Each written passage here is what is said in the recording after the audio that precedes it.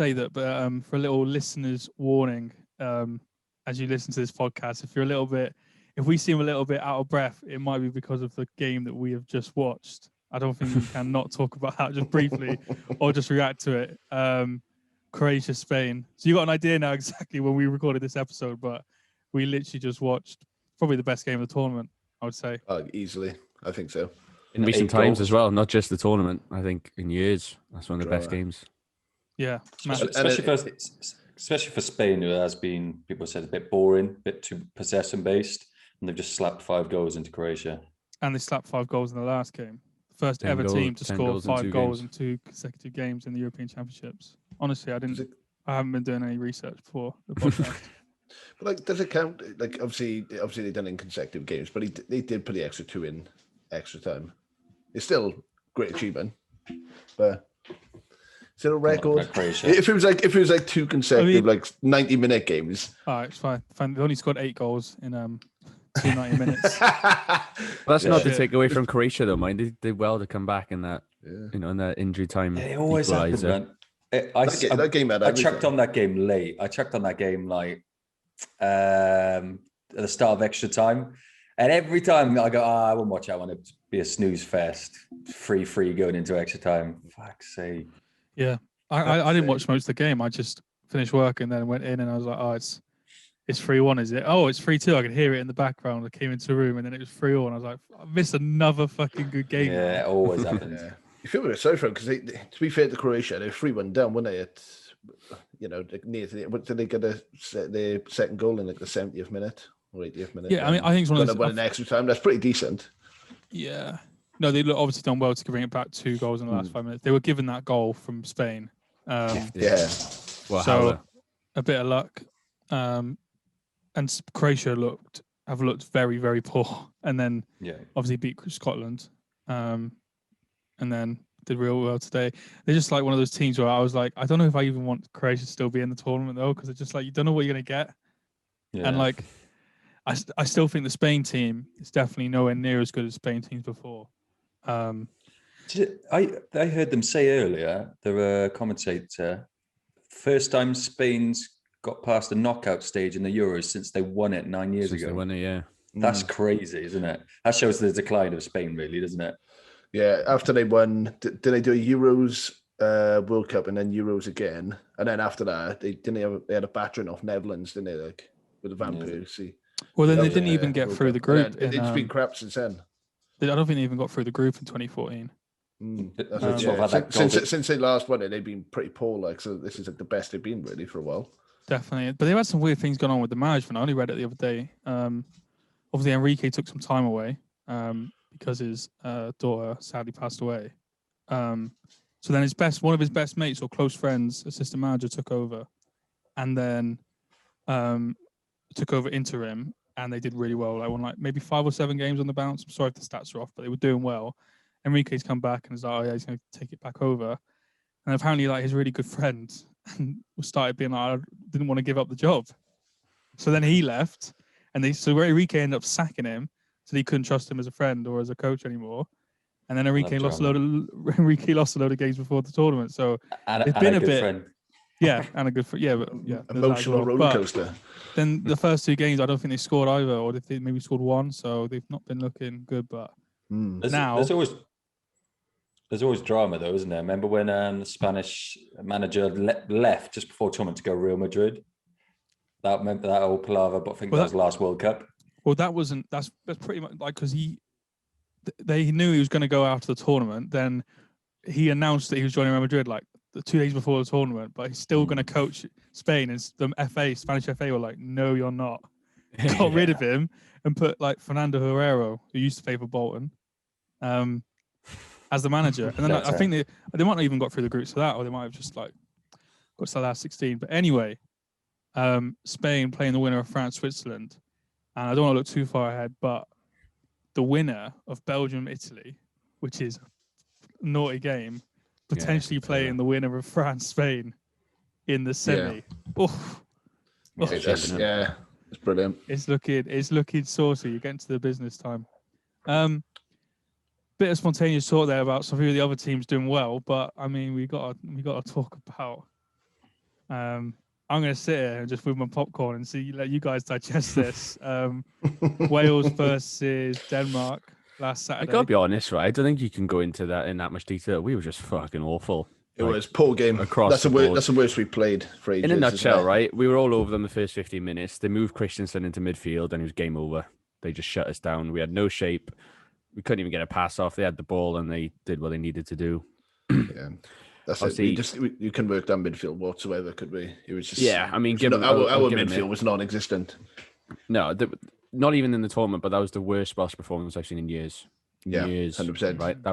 It was shocking. So we deserved to lose, and I'm not gonna I don't want to go into that much more detail. But if I was going to talk about it more, then I would talk about the. Well, I would go into, about how, the stadium was full of Danish fans. We've been traveling our asses off because we looked knackered.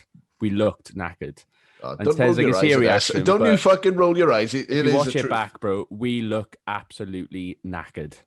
And I mean, Pagey probably should have made some changes. You got fresh legs. The ref was an absolute idiot.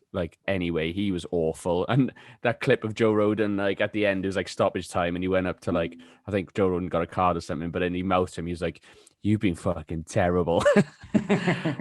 I'm just like, yes, Joe. But I mean, that's in a nutshell from me. But yeah, it was bad. The quality just isn't there. End the podcast. Jack, don't want to talk about the rest of the game. Nice one, boys. Done. You've been listening to the top four. I think I'll be honest. I didn't watch the first half, so I'm really not going to just try and dissect the whole game and shit on Wales. I also don't want to shit on Wales because I was fully supporting Wales until you boys all started giving England shit once the tournament kicks off. But I'm going to be the bigger man here. But you say you're tired, and I get that. But for me, I was proper rooting for Wales, and we talked about this in the last podcast.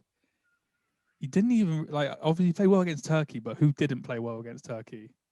I feel like you never really got it was never I know you got through, you came through second as well, so it wasn't like a Mickey Mouse third place, but still, it's you weren't. It wasn't like you were at any point looking like you were going to do something.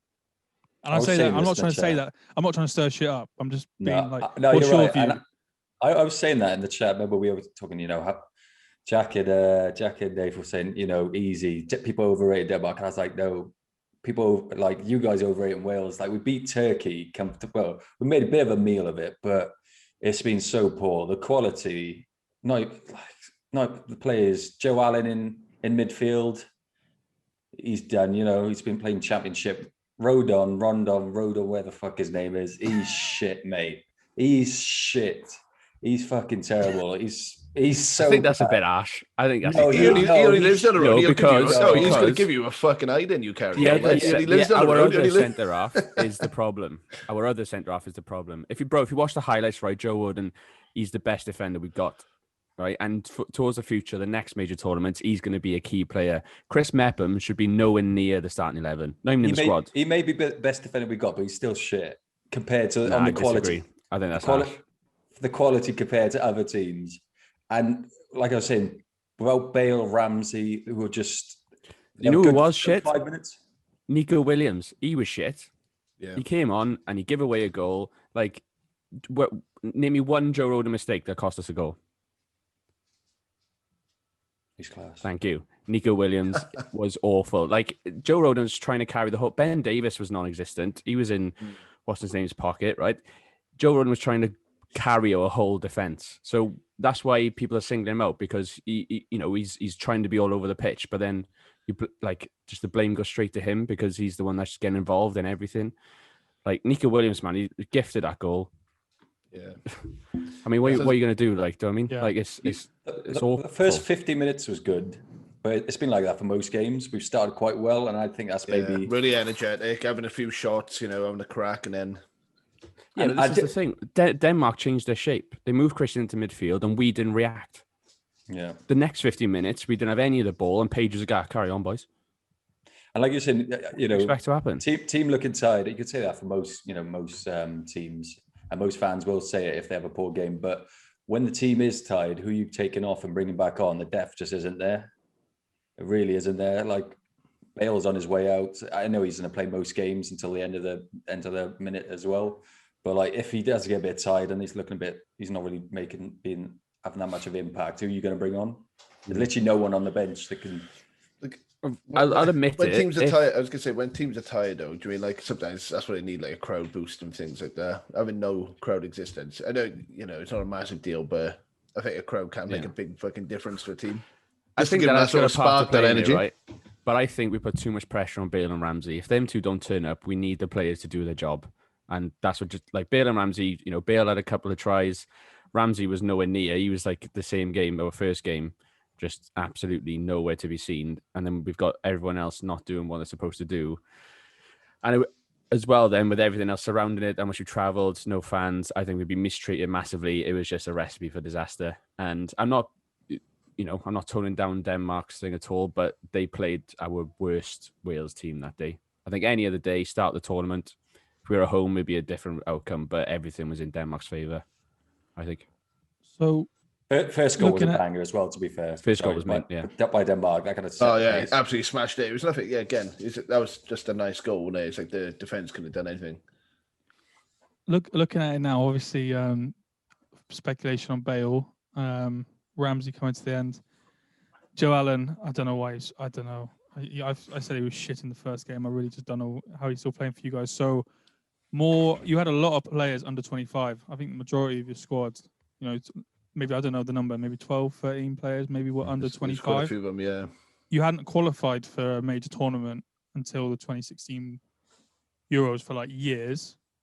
You've qualified again. So now you've got a load of Welsh players who at least have experience of playing in it. I'm not trying to be like, I'm not trying to, for the future.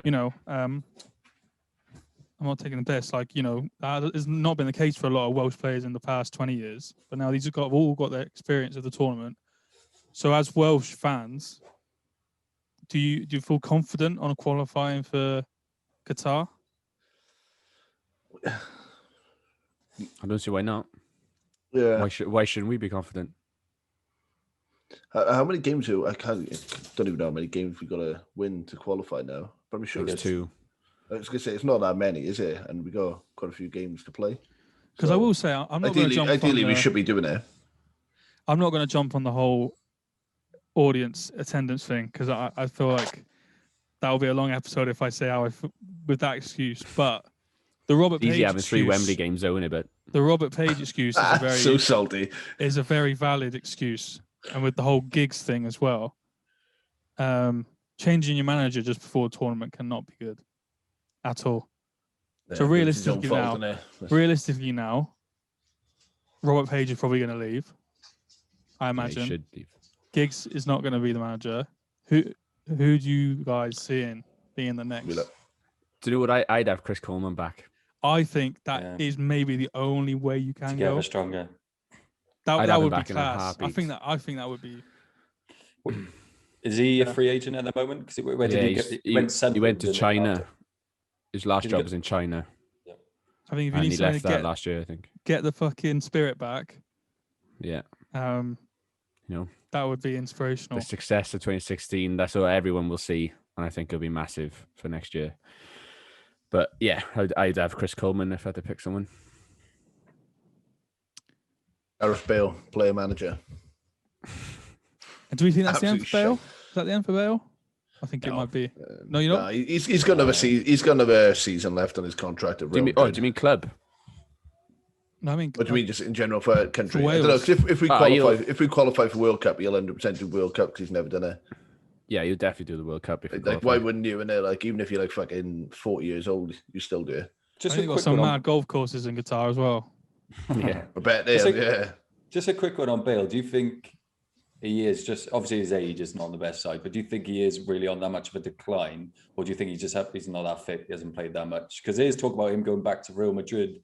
Ancelotti's happy to keep him there again for another season. I just think he'll keep playing. This whole rumor of him retiring, I think, is I don't think he's ever retired. He said the rumor would shock the football world, though, or something. His decision would be shocking. He's probably going to become a golfer, isn't he? Let's be honest. He's probably just going to become a professional golfer. Straight on the European tour, let's go. Can you imagine? Hey, I would love it. I think it'd be class. No, I don't see why Oh, yeah, I don't know. Like, I'd be surprised if he doesn't, go back to Madrid and keep playing for Wales, because he's always openly said he loves playing for Wales, and he always will until he physically can't do it anymore. So I think we'll see him at the next Euros again. It's not much competition either in the team, is it? It's not like, will he get into the team? He won't. Yeah, he's the guy. Yeah, exactly.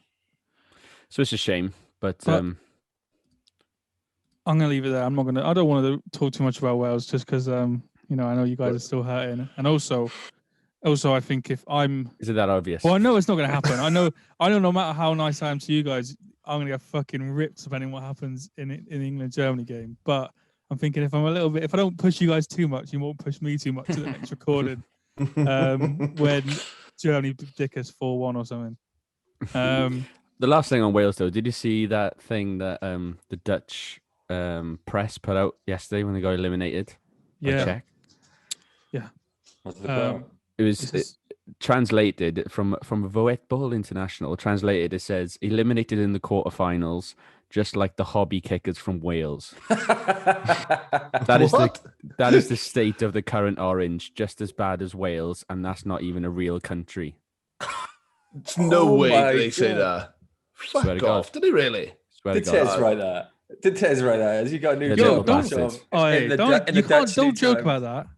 I love Wales. Where do you even start with that? Firstly, they didn't even get knocked out in the quarterfinals. It was last 16. In 2016, they didn't even qualify, and we got to the semi-final. Is that just bad translation or something? Someone commented that. Someone said, "Well done, Netherlands, for getting to the same stage as the team that got semis when they didn't even qualify." In there, fucking bastards! Like, all right, they were. I can't believe you said that. That's the last kick in the bollocks. I mean, I know. I think that says enough. We haven't really got that. Says enough about the decline in Netherlands football. If they're comparing themselves to using Wales. Us for clout, like, do you know what I mean? Like, with all the history they have, and they're comparing themselves to you to try and make themselves feel better. I mean, they were poor yesterday as well. Frank de Boer, mate, fucking fraud. Yeah, he is. Absolute fraud. Mourinho was having a nice little glass of wine last night after seeing that score. I don't know if you've seen that before, but de Boer had a go, made a statement about how Rashford will never play well and get better under Mourinho. And Mourinho was like, well, at least he'll learn how to win. He would never learn how to win under Frank de Boer. Worst ever Premier League manager. GG. But, yeah. What were we thinking about Belgium-Portugal as well? Deserved? Yeah, I was gutted about that as well. Good. It was a good goal. I mean, yeah, it was a decent game. It was all right. Do you reckon Belgium have got the bollocks to go all the way this time? Well, depends on KDB's injury situation, I think. I don't know. Has anyone heard how he is? Because I don't know whether he's all right or not. Still, they're not going to know for another 24 hours, I imagine. Which will mean nothing to the people listening to this, but you might know now. To anyone listening to this, but put a comment in. Let us know what you think. All eyes are on the England match, though, isn't it? All eyes are on the fucking England match. I'm nervous. I'll give you this, Tez. I actually want England to win, and I know that Yelky grinds his teeth over that. But no. I will say, right? I'm not going to say I want them to win, but I'm not as against them as I was last week, which is an improvement. So I mean, I just want it to be a good game. What's happened to you? I just want it to be a good game, and he just discovered he's got an English grandmother. Yeah. Change allegiances, pulls his fucking right. cross. Let's be honest. Play better against Czech Republic. I'm out of the three teams: France, Portugal, Germany. I would have picked Germany, but it is the slight lesser of three evils.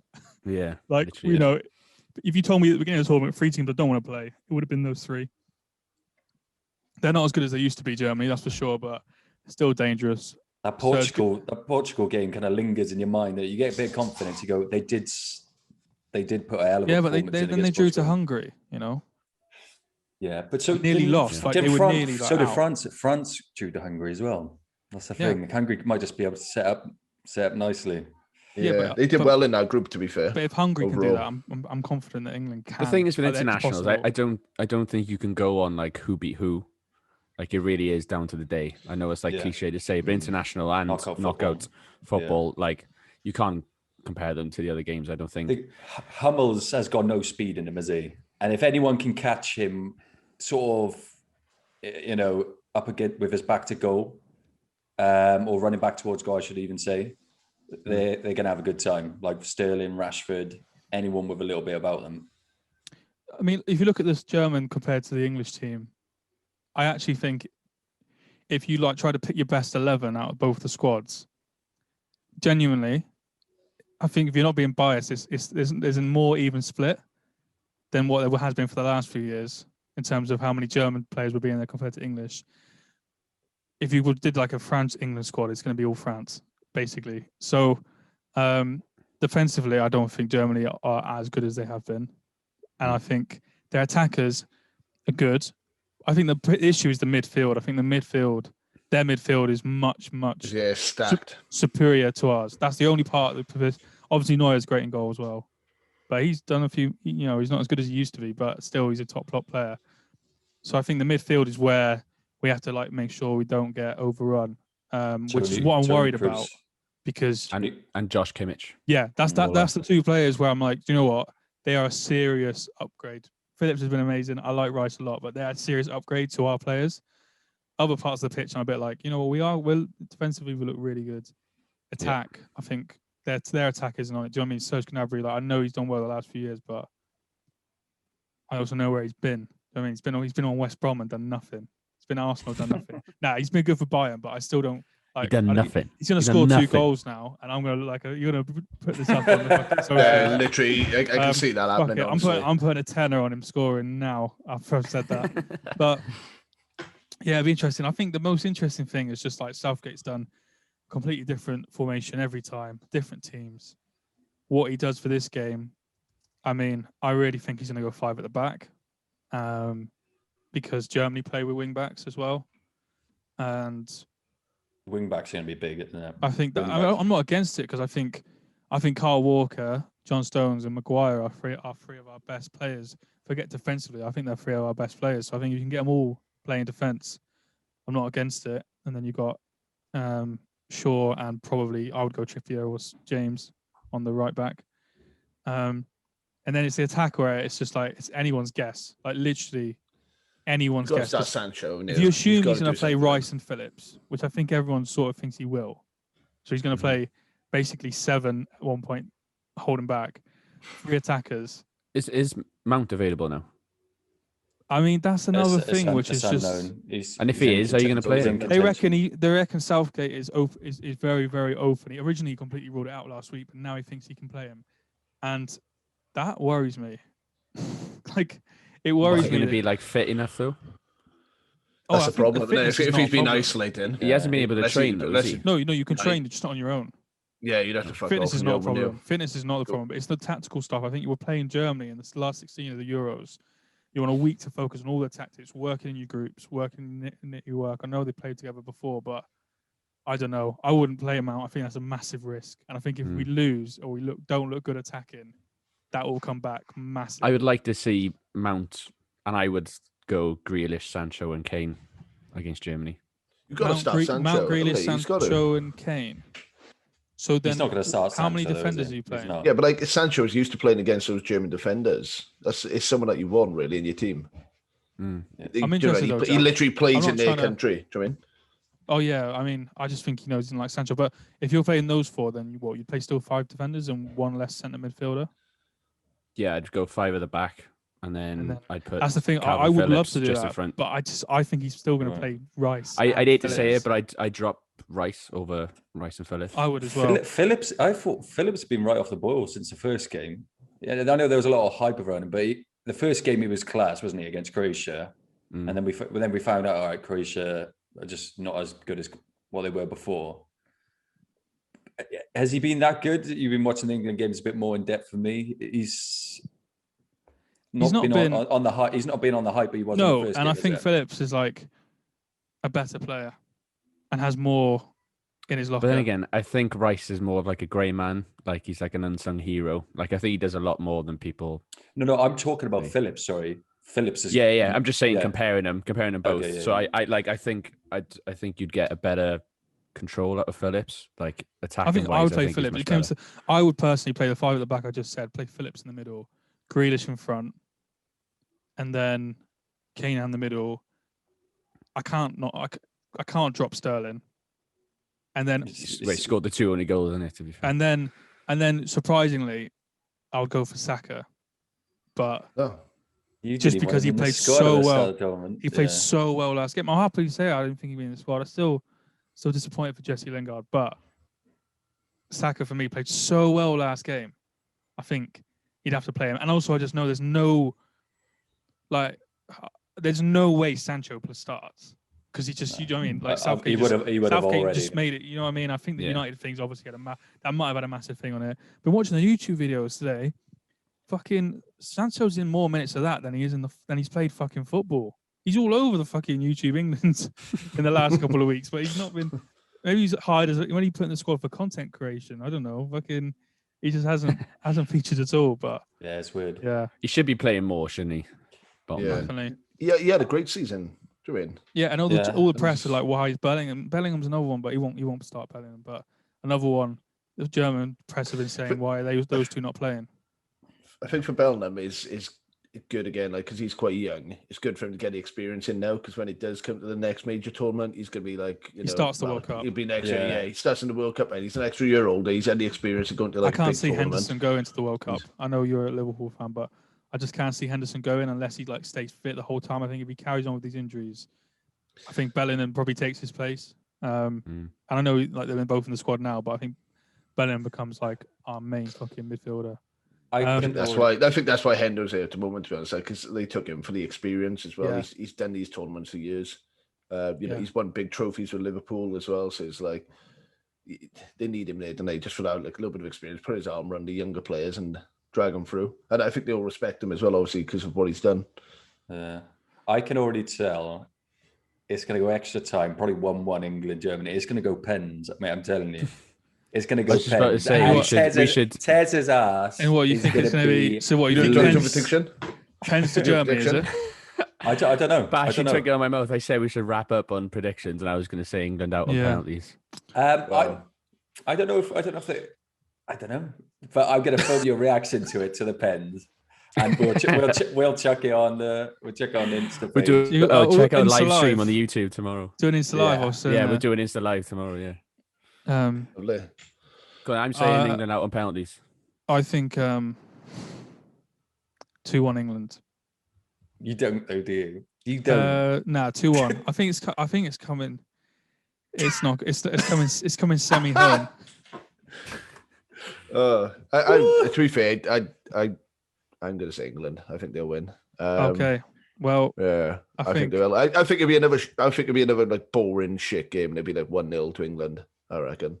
That's the only good thing is like clean sheets just does make me confident. Like you've had clean sheets so far. If we were losing, if we were winning 3-2, and I'd be like, nah. But the fact that we can keep clean sheets does make me confident.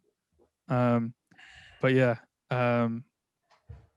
it's going to be interesting. I know that if for the next few podcasts going through the tournament, we're either going to be absolute neutrals, well, you guys are going to be neutrals, and I'm going to be flying the flag for England, or might just sack off the podcast for the rest of the summer, to be honest with you, if we get ticked tomorrow. Because I know you guys are going to give a shit. But yeah, boys, it's been a pleasure, as always. Come on, England. It's coming home. I'm just seeing how many more shakes of the head I can get with Yolki before we wrap up. Thanks for listening. If you haven't already, make sure you subscribe on YouTube. Follow us on Instagram so you can see me crying in the pub tomorrow on live. Like us on Facebook, Twitter, all of that. And we'll be back again before the next round. Nice one, boys.